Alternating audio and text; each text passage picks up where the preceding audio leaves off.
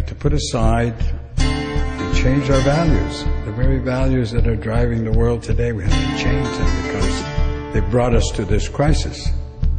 And so now falls on our generation to make this change. And I think it's critical. I think we're at that point where this generation will be responsible for the future.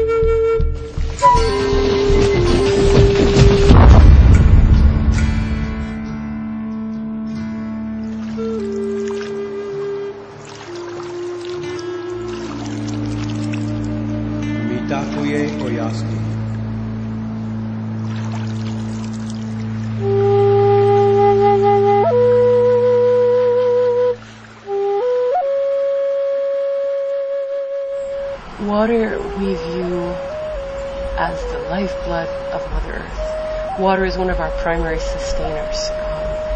And in a material way, we all know all the good that water brings to life. But it's also an incredibly important spiritual relationship that we have with waters, especially women. In my nation, women have the responsibilities for taking care of the water. All human people come from water, right? And so it's women who have the responsibility of safeguarding what we call speaking for the water. It's our sacred responsibility to speak on behalf of the water.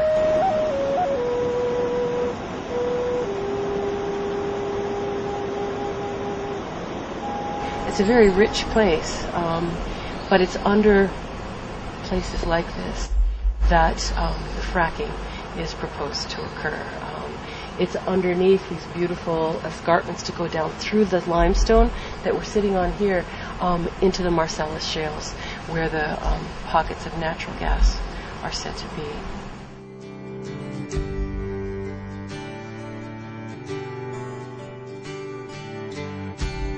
The biggest environmental battle in New York State history.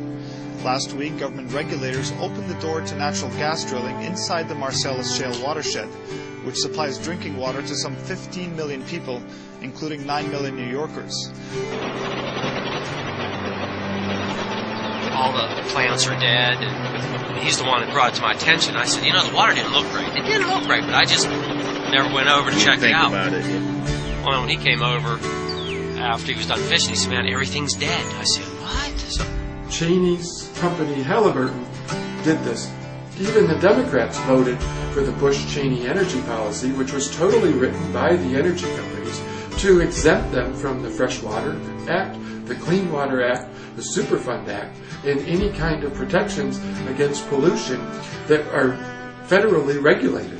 Marcellus Shale in Pennsylvania and New York contains 516 trillion cubic feet of natural gas, which is enough to satisfy the U.S. demand for more than 35 years, just in 2 states, Pennsylvania and New York, enough to satisfy our needs for the next 35 years.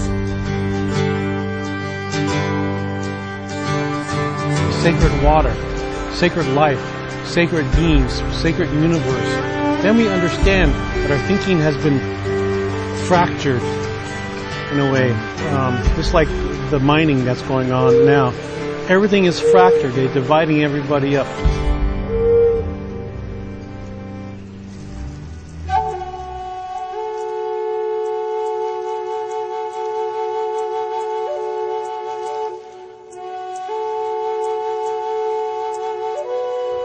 I know some of you know there's something definitely wrong.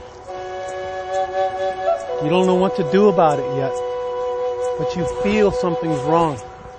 That's that intuitive value that was buried there since you were a child. You can come out with that now. It's okay. It's okay to come out with that. Dare to take a chance. Dare to say, teacher, I don't feel that's right. It is this clean water which will be taken to move into the shales. But those shales and these limestones are all permeable. So whatever goes into the top of the aquifer goes down into the groundwater. So the potential for contamination of groundwater due to these hydrofracking chemicals is huge.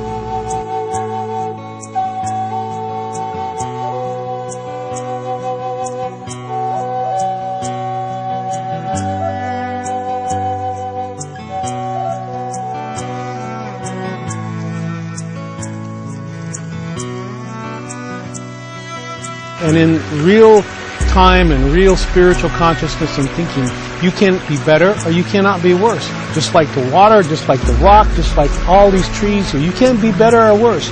We say they have consciousness, and we know they have consciousness. We sing to them. Science, believe it or not, has proven that they pay attention to us. Even the stone, if they can get that far, they can know that those stones, which are the oldest living beings on earth, understand. They understand what's going on here now. And they're going to appreciate that someday. So they're going to give these messages to all the people, all their people, the Rock Nation, all over the earth.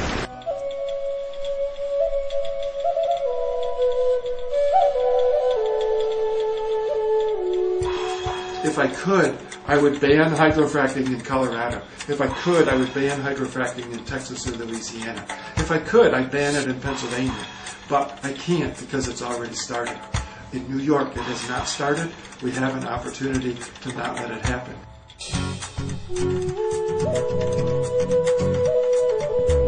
It seems to me that it's really becoming this issue of corporate money versus water. But let's face it, you can't drink money. If everything were to turn around about the EPA and forget about it and include native science in this thing, I think we won't need an EPA. It will be named something else. And it will be all of us together, not just a few guys in ties sitting in Congress delegating what is Earth and what is not Earth. President Obama's energy czar agrees with me. In 1995, as EPA administrator, that was during the Clinton administration, Carol Browner wrote in response to litigation that federal regulation is not necessary for hydraulic fracturing, and EPA is not legally required to regulate hydraulic fracturing. The most importantly, she further wrote that there was, quote, no evidence that the hydraulic fracturing at issue has resulted in any contamination or endangerment of underground sources of drinking water. Now, this is Carol Browner. That's the current energy czar serving in the White House. Among all of the instructions that he gave the leaders at the time, this spiritual leader we call the great peacemaker, he instructed our people. He said, when you sit and you counsel for the welfare of the people, think not of yourself, nor of your family, nor even your generation. He said, make your decisions on behalf of the seventh generation coming. Those faces looking up from the earth, each generation waiting its time. You have to defend them, protect them, so that they may enjoy what you enjoy today. That's where those words come from, and it's a discussion about responsible leadership, about responsibility, long-term thinking. Think not of yourself, nor of your family, nor even your generation. Wouldn't that be wonderful today if the leaders of the world would do it, would be thinking in that direction? So what you're talking about is a system that is going to pollute the veins of Mother Earth. Ban it. Ban hydrofracking. Stop it. Stop it in its tracks. Make it so that hydrofracking would be banned on private property. That has to come through your state legislature. This is going to be a tough fight. No getting around it. We've got powerful forces at work here, but they're saying that if any state can do it, it's New York State. All eyes are on New York. There really is a different thinking process going on, and I think those people, I feel those people are here now in all cultures and societies. If you have a culture, I think it's there first because that's the tree roots. That's what this system is trying to get rid of all over the world, is people with culture, people with knowing who they are rather than becoming what they want you to be.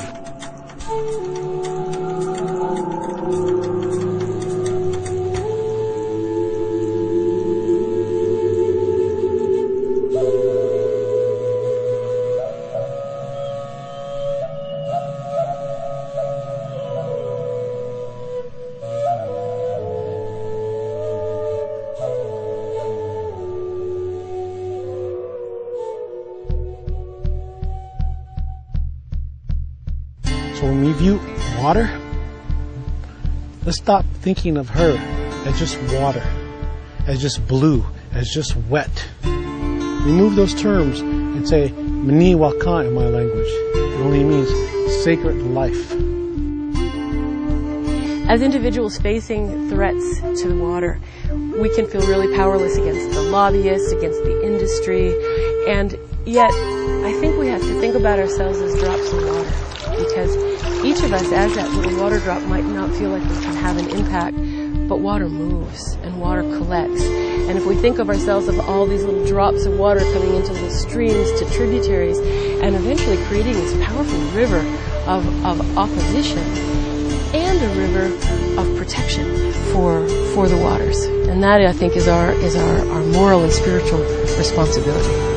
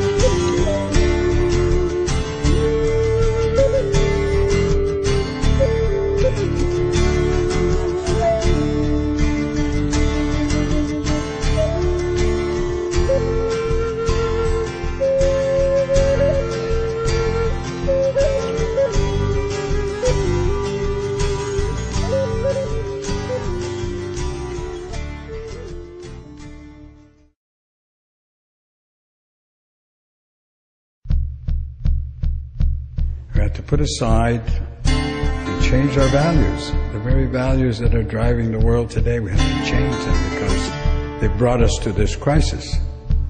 And so now falls on our generation. So an incredibly important spiritual relationship that we have with waters, especially women. In my nation, women have the responsibilities for taking care of the water. All human people come from water, right? And so it's women who... Water we view as the lifeblood of Mother Earth. Water is one of our primary sustainers. And in a material way, we all know all the good that water brings to life. But it's also... To make this change, and I think it's critical. I think we're at that point where this generation will be responsible for the future.